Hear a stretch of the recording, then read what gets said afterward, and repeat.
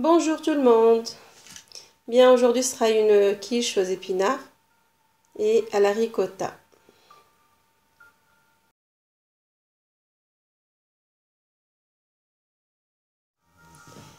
Rebonjour.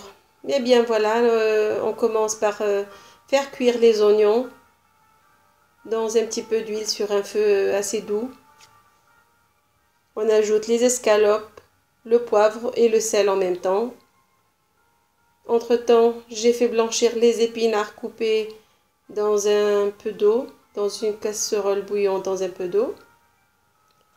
Essorer et réserver avec les champignons et goûter de leur eau.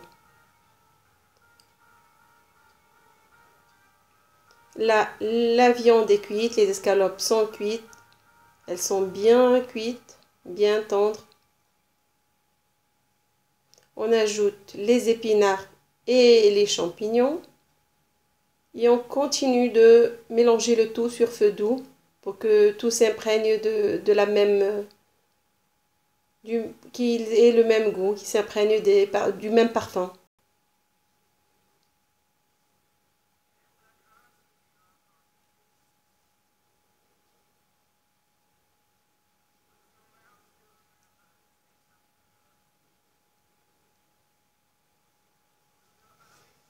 Là, dans un saladier à part, je mélange les œufs et la crème fraîche. J'essaie de bien faire que la crème fraîche elle soit plus liquide.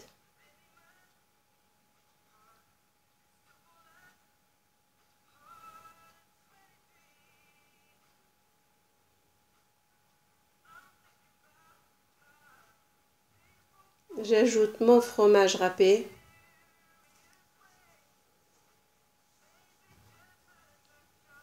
Et je mélange encore.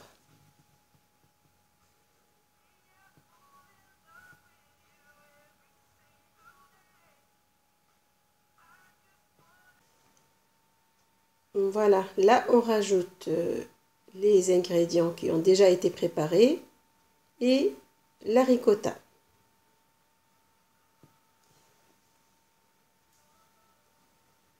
On mélange bien le tout ensemble. On ajoute un tout petit peu de noix de muscade que j'ai déjà nommé dans les ingrédients.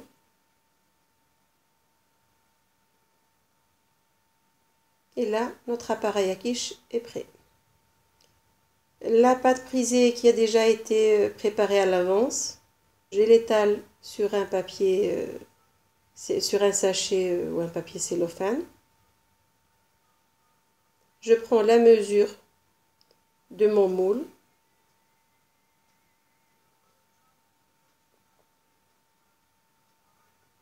Et je fais de telle façon que je prends la pâte qui est déjà étalée avec le papier et je la mets au fond du moule. Là, c'est juste pour m'aider à déposer la pâte bien comme il faut.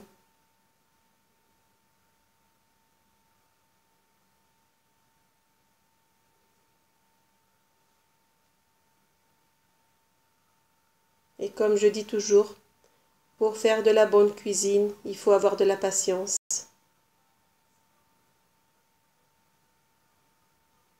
Voilà, on essaie de bien égaliser les bords. C'est pas grave s'il y a des petites fissures, on peut les raccommoder après. On prend les chutes tombantes et on les met sur les bords qui sont sans pâte. Voilà, là c'est terminé. Je fais quelques trous avec une fourchette au fond. Et je la mets à pré-cuire pour 10 à 15 minutes. Donc après 10 ou 15 minutes, voilà la quiche, le fond de tarte est pré-cuit. C'est une pré-cuisson là.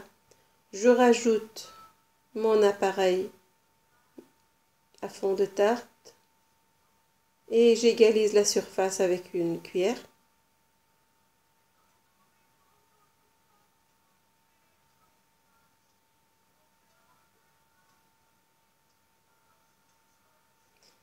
Mon four est en train de préchauffer à 180 à 200.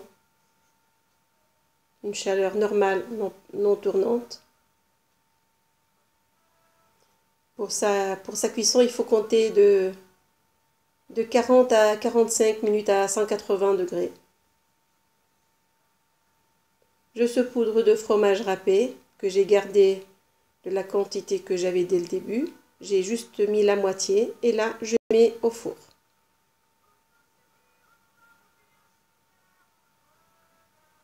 Après 45 minutes de cuisson, ma quiche est prête. Si vous l'aimez plus doré, vous avez qu'à rajouter encore 5 à 10 minutes, sinon c'est parfait. Voilà, à l'intérieur, c'est comment, ça donne envie de croquer dedans. Ben, je vous remercie d'avoir suivi Saveurs de cuisine. J'espère que ma recette, elle vous a plu. J'attends vos likes. Abonnez-vous à ma chaîne YouTube et j'attends aussi vos commentaires. Si vous aimez quelque chose, donnez-moi vos avis. Ça m'encourage. Merci, à très bientôt.